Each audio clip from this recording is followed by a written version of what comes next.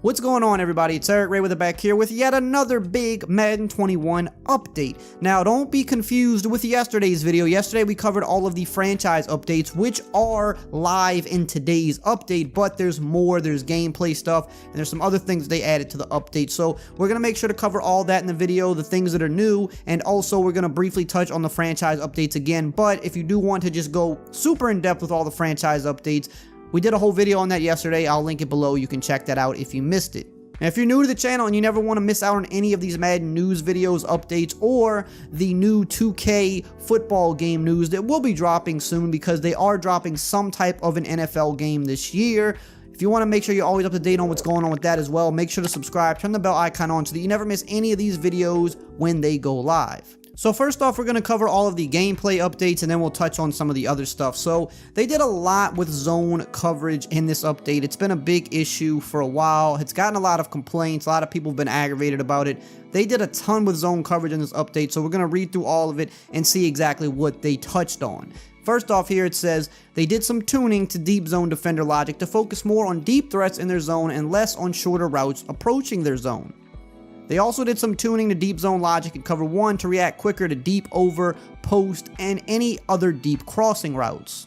They also updated the facing direction of deep zone players so they'll face the ball rather than just the line of scrimmage, which will help deep zone defenders turn in the appropriate direction when covering the deep routes. Now, the first one here specifically where they said they touched on the zone logic being more worried about the deep threats rather than the shorter routes approaching their zones. This has been an issue in Madden for many years, where it was so easy to get those deep corners open, or, you know, certain streaks or just posts behind the zone coverage, because they'd always kind of just stay maybe too much at home sometimes on shallower routes that might be approaching their zone, but, you know, they didn't have to be so concerned with it, I guess you could say, and instead they were just constantly giving up deep bombs over and over and over. So it's actually interesting to see that they've kind of made them focus deeper now, which the first thing I think when I see that is, well, now the shorter routes are going to be even easier to hit, but I guess you'd rather your zones play, you know, a little bit more safe at times, especially in Madden,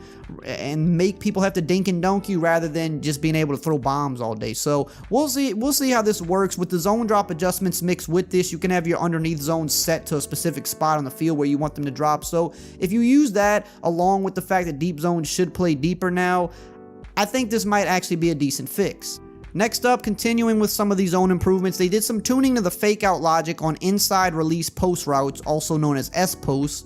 There was significant separation resulting from this release and cut when close to the line of scrimmage. The change prevents defenders from getting faked out during this early segment of the route, so a little bit of a change there. They also added Gen 5 specific change of direction animations to Locomotion, which will improve a defender's ability to transition from strafe to run quicker and smoother to help defenders get into position to play the ball quicker. They also did some tuning to improve the turn and run to better anticipate vertical speed threats, and they also did some tuning to allow faster top-end strafe speed for defenders in deep zones. So a lot of this here kind of sounds more like helping the players, whether it be the user or even the CPU player, helping them react quicker to deep threats, to changes of direction. It's obviously been a thing where, you know, they definitely tried to tune down how quick you could change direction this year, but in certain aspects of the game it got a little too drastic at times, so maybe this could be more of a middle ground, but we'll have to wait and see how that works. They also extended the distance that the deep third can look inside when anticipating deep crossing routes coming from the opposite side of the field, and also fixed an issue causing outside deep third defenders to leverage the #1 outside receiver too long when the receiver was no longer a deep threat.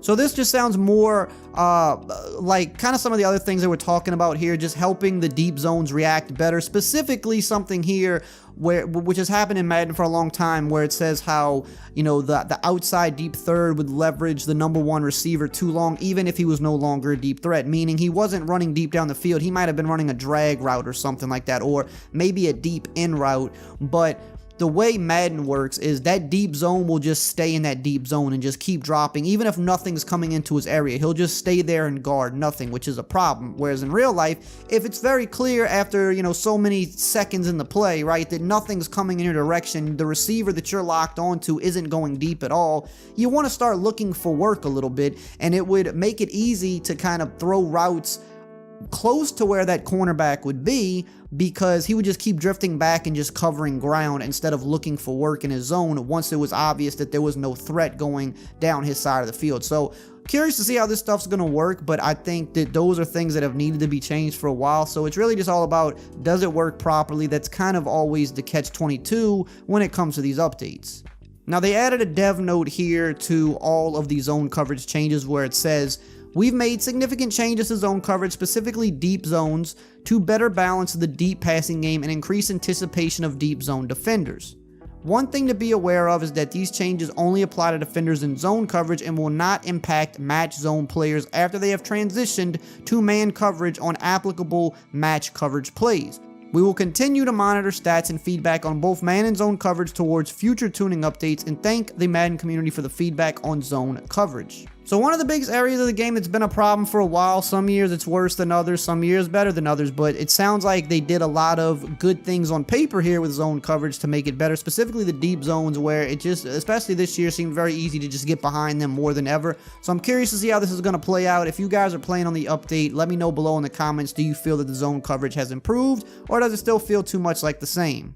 Now we have some other general gameplay fixes, some huge bugs that are finally fixed. This was really affecting the next gen version of the game, the kickoff and like the punt glitches where your return man could not be tackled. That was just one of the worst glitches I've seen. I'm surprised it took this long to get it fixed. Maybe with the holidays that had something to do with it. But anyway, it says here, the kickoff play clock exploit. They fixed an issue allowing the kicking team to remain at the play call screen indefinitely without having to call a play. This has been used as an exploit to force the receiving team to quit in order to get out of the game. Now the play clock will run down as it should and force the kickoff to be called when it expires. They also fixed the fair catch exploit, fixed an issue causing the ball carrier to enter a state where he couldn't be tackled after fielding a kick or punt off the ground following a fair catch. With this fix, any player on the receiving team who recovers a kick or punt following a fair catch will now be able to be tackled. So that bug is finally out of the game.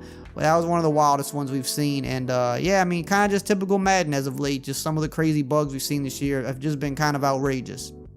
Next, we have the franchise updates. Again, I did a whole video on this yesterday, but if you just kind of want the quick little bullet points on what happened here for the franchise update, the second official fixed Madden franchise update for this year. They added a lot of new commish tools, one of which is a draft autopilot where you can assign autopilot during the draft. They also added a house rules feature here, which you can dictate how many times a play can be called in game and how long a player must wait before calling the same play again. This, for online CFM specifically, I think will be a very huge game changer for CFM. To me, this is definitely one of the better changes that they've done. They also added a undo free agent settings where you can undo free agent signings in the offseason directly through a transaction log. You can click on a signing and revert it to send the player back into the free agent pool. They also added team override settings. Commissioners now have the ability to turn on or off or allow users to keep individual settings for heat seeker, tackling, ball hawk, and switch assist. They also added personnel logic improvements. They have new guidelines for CPU draft logic to assist teams in whether they should or shouldn't have an interest in drafting a first-round QB. This is also something I think was a pretty big addition. Definitely go watch the franchise video from yesterday that I have linked below if you haven't, because I go a lot more in depth about this in that video, and I do think that's a really solid change. They also added a bullet point here that says mouthpieces can now be applied in all new franchises. We are working to have this update come to existing leagues moving forward. So I guess you couldn't apply mouthpieces in new franchises. I don't know. I don't play franchise, but that sounds kind of ridiculous. Well, now it's there. Now, they also did something new, which was kind of, people were going crazy when they saw this on Twitter some days ago. They saw that something Spongebob related was coming to Madden. And when you look at all the issues the game has had this year and just things like that, a lot of people weren't very happy to see that. They're like, man, there's still so many sim aspects of this game that are missing, but you're adding Spongebob. I didn't really speak on it because I didn't know what it was. They just kind of put a picture up. We didn't know exactly what it was going to be. I assumed it was going to be something for the yard, and that's what it is. They have a new Spongebob Yard location, which just means it's like a SpongeBob field, I'm assuming. Maybe there's some SpongeBob gear to go with it, and I'm almost positive this has something to do with the fact that Nickelodeon is involved with the NFL now. I believe one of the wild card games, or maybe even two of them, now that they have expanded the wild card. I think even actually my team, the Saints, are part of this. It's going to be on like CBS, but it's also, that game's also going to air on Nickelodeon as well. I believe my team is actually in that game that will be on Nickelodeon, funny enough. So I'm assuming that has something to do with this. It's just like furthering, you know, whenever they have like a partnership with the NFL or the game, sometimes they try to integrate things like that. So there is a new Spongebob thing in the yard. If you're into that, you know, go crazy. But that's the update for today. A lot of good gameplay changes, it looks like here. A lot of good franchise changes. So definitely one of the better updates of the year. If it didn't break anything else, cross your fingers. Hope you enjoyed this video. Like, comment, subscribe, and I will see you guys next time.